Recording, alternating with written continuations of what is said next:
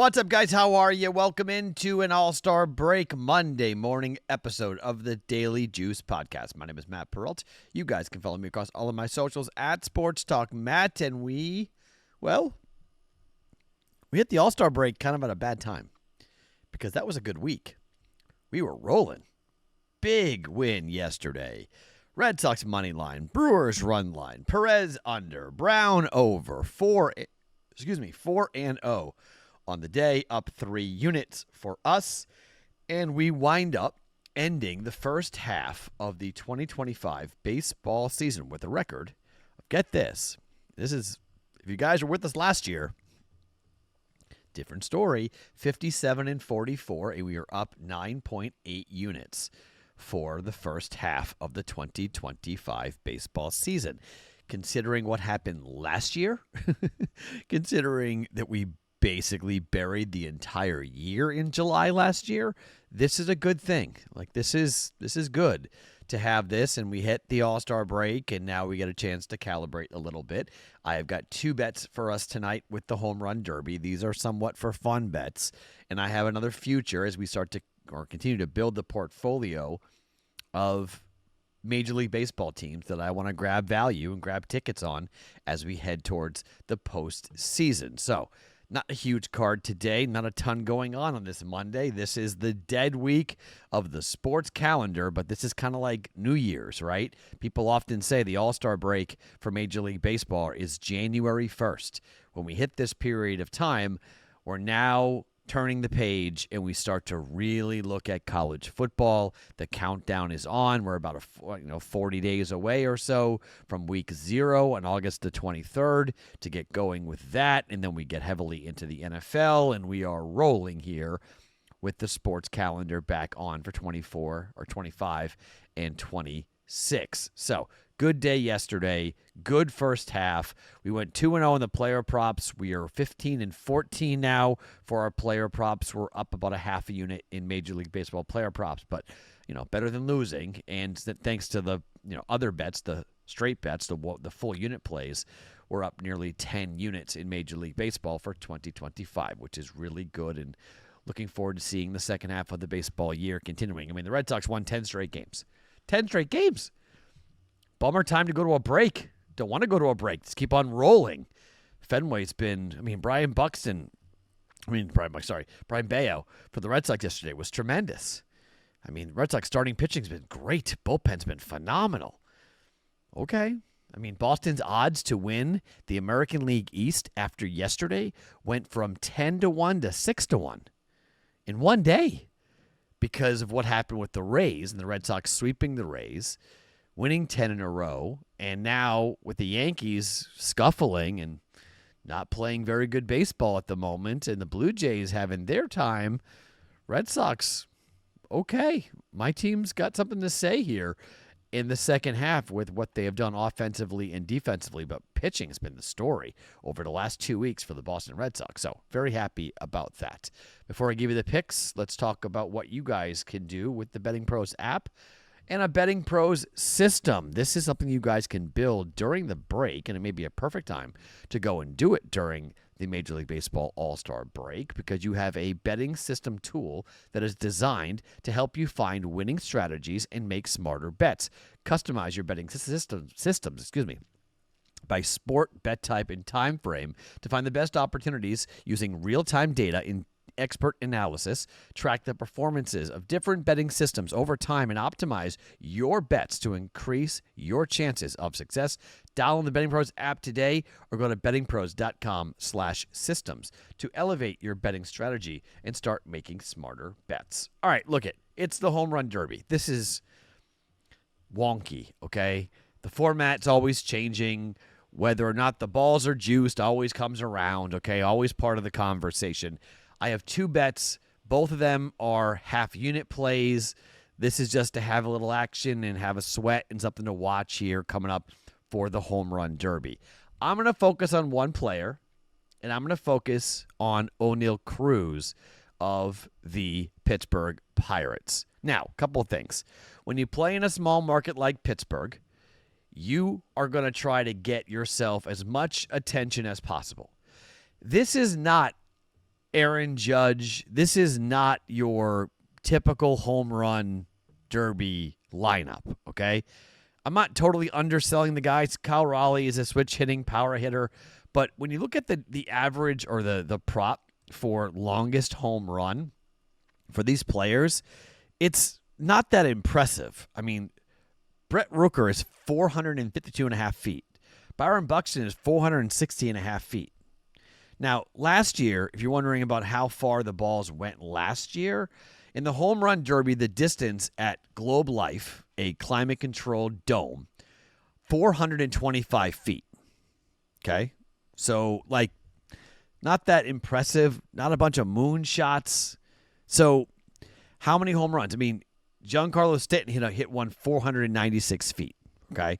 So, that's a decent amount. That's, last year, in terms of where we've seen home runs in the past at these ballparks, at Truist Park, it is considered to be slightly power hitter friendly, right center being the most, dynamic.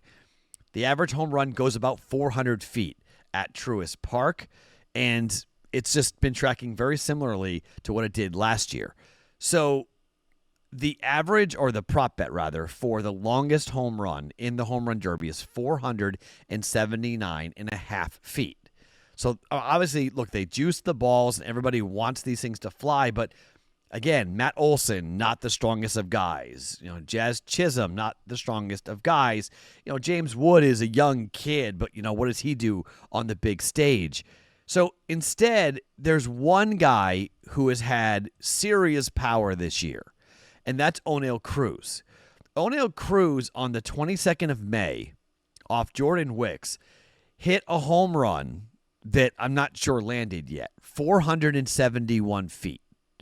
Exit velo of 118 miles per hour, launch angle of 25 degrees. He just blasted it.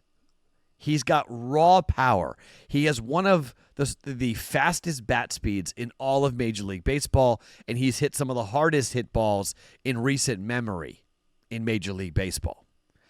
O'Neal Cruz, his prop for the longest home run, because if anyone's going to hit over 479.5, I think it's going to be O'Neal Cruz. So then rather than going and betting over 479.5, why not bet over 471.5?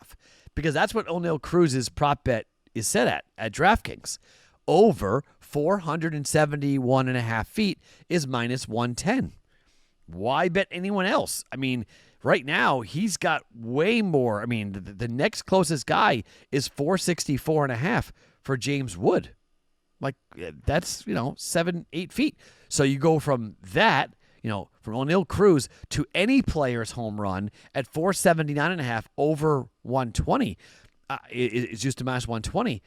I know I'm cutting myself down a little bit to only like one hitter that I think really has the power to go deep. I just don't think there's a enormous amount of hitters that have the power to just jack a ball and send it 485 feet or 490 feet. In particular, it's 92, 93 degrees at during the day, a little bit upper 80s at night. The ball might fly, but it's outdoors. So I mean, I don't know. The ball may not fly as far with this outdoor ballpark versus indoor ballpark. So I'm going to take over 471.5 feet for O'Neal Cruz of the Pittsburgh Pirates. Again, he has hit a shot. He hit a moon ball 471 feet this year in a game. This is just him in batting practice. This is him, swinging as hard as he can, trying to hit the ball, to the moon. His exit velo, his swing speed, him being a left-handed power hitter, young, needing the publicity, taking it seriously. O'Neal Cruz, over 471.5 feet at minus 110. Bet that to win a half a unit at 0.55 units. And I'm not done with O'Neal Cruz. O'Neal Cruz to win this thing is plus 330. I'm going to take a flyer and go with O'Neal Cruz and to see if he can wind up winning this thing. I think he's got a decent shot to win this thing. And I think when you start looking at where he is in comparison to other players, other guys going into this, I think there's a lot of excitement for a young power hitting player on a bad baseball team to get his moment in the sun. And I think there's a real good shot that we see him go deep into this format. Now, obviously, there's a lot to talk about here in terms of who you match up with, and then you go to the, you have your format, you have your home runs, and you have your head-to-heads in the second round. And so who comes out of what and how it winds up going, it's a crapshoot in a lot of ways. I think the best way is just to go ahead and take whoever you like and then just, go ahead and fire on them and say, all right, this is who we like.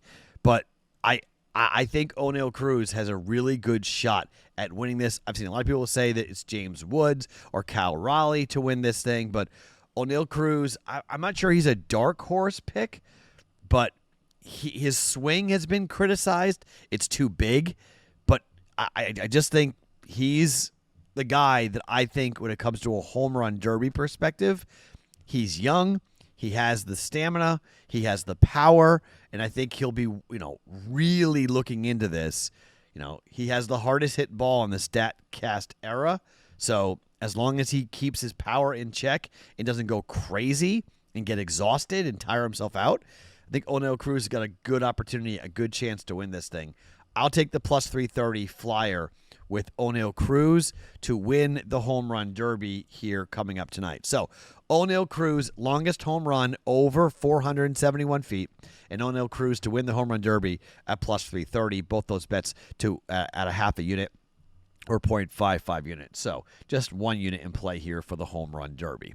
All right, one more play for us when it comes to what will happen for the World Series, building this portfolio, if you will. Let's talk about the Milwaukee Brewers. They have been hot. They've won 7 in a row. They've been rolling on the plate. They swept the Dodgers.